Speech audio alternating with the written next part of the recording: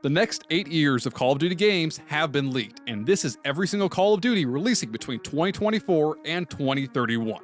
Starting off with 2024's release, we will be getting Black Ops Gulf War, a direct continuation of Black Ops Cold War. However, this will be set 6 months after the death of Hudson and Mason and the kneecapping of Woods.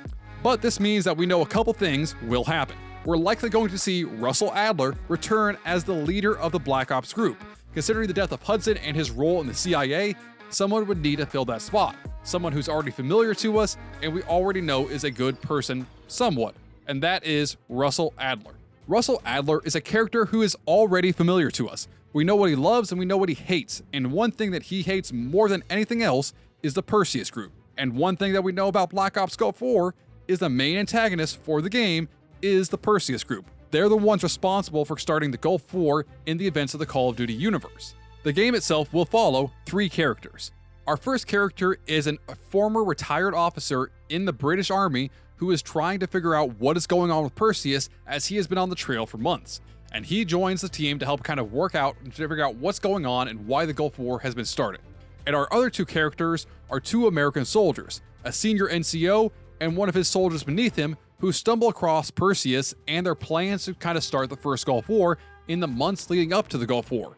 These 2 are going to play a very big impact on the game, and they're going to be your 2 playable characters. While we do know their names, I am not going to tell you what their names are because I do not want to get copyright striked into oblivion.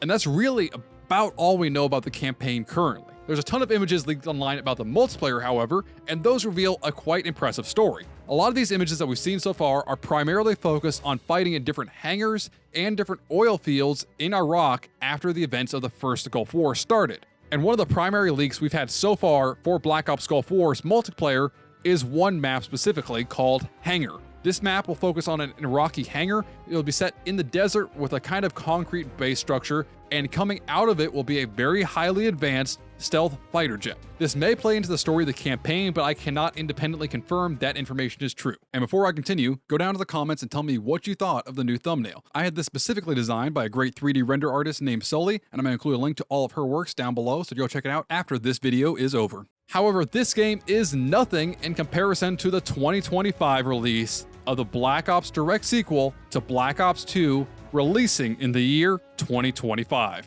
In 2025, we're going to get Black Ops 2.5, a true sequel to Black Ops 2 set in the year 2030, 5 years after the defeat of Menendez in 2025, but there's a couple things that we know about the game so far. First, the campaign will feature David Mason, son of Alex Mason, as he winds down his career before focusing on his family. The 2030 deployment will see the end of David Mason's career and his final deployment before retiring from the military. Black Ops 2.5 will feature all the weapons and kill streaks that Black Ops 2 had, as well as a new selection of maps, a couple new weapons, a couple new kill streaks, a couple other things, but it's really pulling everything that we love from Black Ops 2 straight into Black Ops 2.5. While much is unknown about the campaign at this point, we know a lot of things coming to the multiplayer.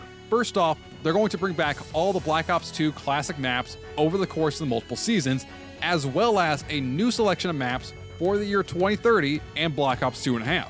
All of the old weapons will come back, all of the old kill streaks will come back, along with a couple new ones, as well as they will pull over all the weapons and kill streaks from Black Ops Gulf War, as this game will be kind of made in conjunction with Black Ops Gulf War. So all the same weapons and kill streaks will be brought over into Black Ops 2.5. But this game itself creates a couple issues that I need to talk about with you, and I'm going to talk about those in a minute because those relate to the 2030 release of Call of Duty. And I promise you, it's a shocker. But 2026 or 2029 are kind of interesting. In 2026 and 2027, we're going to get an Infinity Ward or Sledgehammer release. Although from the leaks I've seen over the last couple months and the last year, it appears that Sledgehammer Games will actually push out another game in 2026 and 2027. So, there are 2 possible options for what they're making, and here's what we know so far. The very first thing I have heard about Sledgehammer Games' new possible game is that it's a Vietnam game, focusing on the Vietnam War and the Russian involvement in the war. While this was briefly touched on in kind of Cold War, and we haven't really had a good Vietnam game in a while from Call of Duty, it is very much an option, but it doesn't make a lot of sense in comparison to the other option. The other rumor that I heard for 2026 and 2027's Call of Duty makes a lot more sense. Sledgehammer Games is on a 3.5-year timeline to make a game for a 2-year span.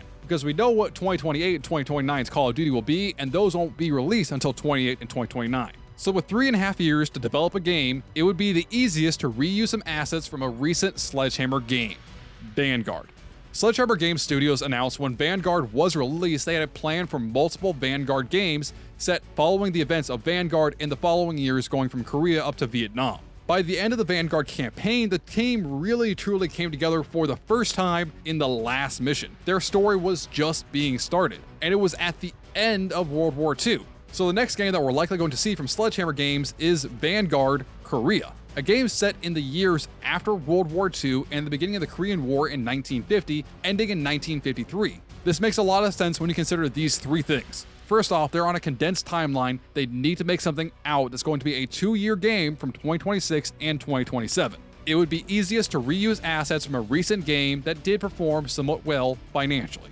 And on top of this, Sledgehammer Games has shown a willingness and a real desire to make more Vanguard games in the Vanguard universe. Sledgehammer Games wants to make a series to compete against Black Ops and Modern Warfare for Call of Duty, because Sledgehammer Games has kind of been stuck off with a lot of these one-off games that we really haven't seen perform super well. They want a series that they can expand upon in the future, and it makes a lot of sense because there's a time period that no one is touching in Call of Duty, and it's World War II and the years following World War II.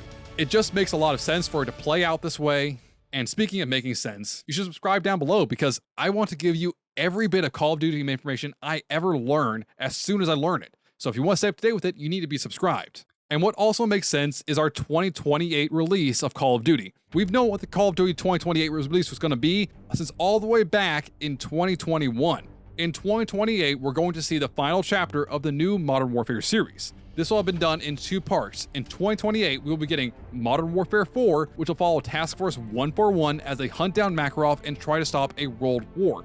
At the end of Modern Warfare 3, Vladimir Makarov got stabbed in the shoulder by Soap and escaped Task Force 141 shortly after killing Soap.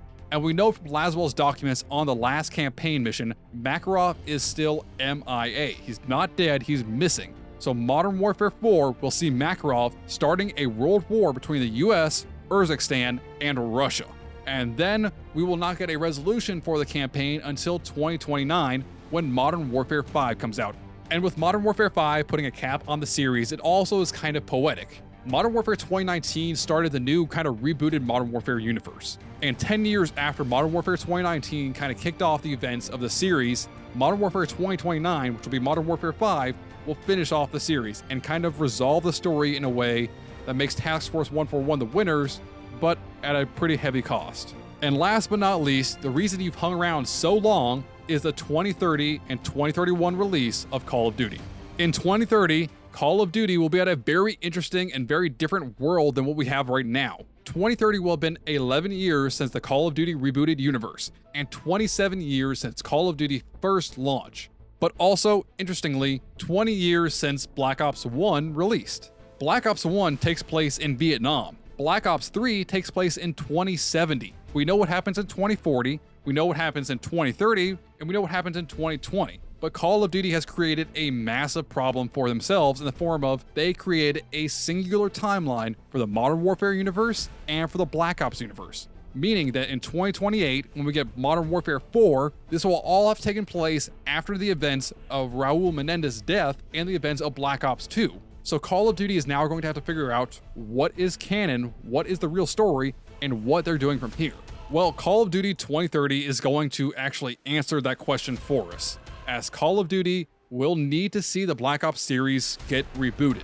Like I said, the Black Ops timeline is fully flushed out, and it takes place before the events of Modern Warfare 3, and it shares the same universe and same timeline. We know this because Modern Warfare characters reference what happens in the Black Ops Cold War games, and the Black Ops Cold War games reference characters that appear later on in the Modern Warfare series. Zakhaev was in Cold War, and his son was the primary villain of the first year of Warzone. One of the documents that we find out that Ghost has actually read is a reference to the Requiem team that was created in Cold War. Call of Duty created a unified timeline in 2019 when they rebooted the Modern Warfare series. So they now have to reboot Black Ops in 2030 and start everything all over again. But if they reboot the series, it means that we might actually be able to save Alex Mason and canonically have him alive in the year 2030. And there's a lot more information going on about what happens before Modern Warfare 4, which I talked about in this video right here, so make sure to watch it and find out what happened in the Modern Warfare story and where everything is going from here.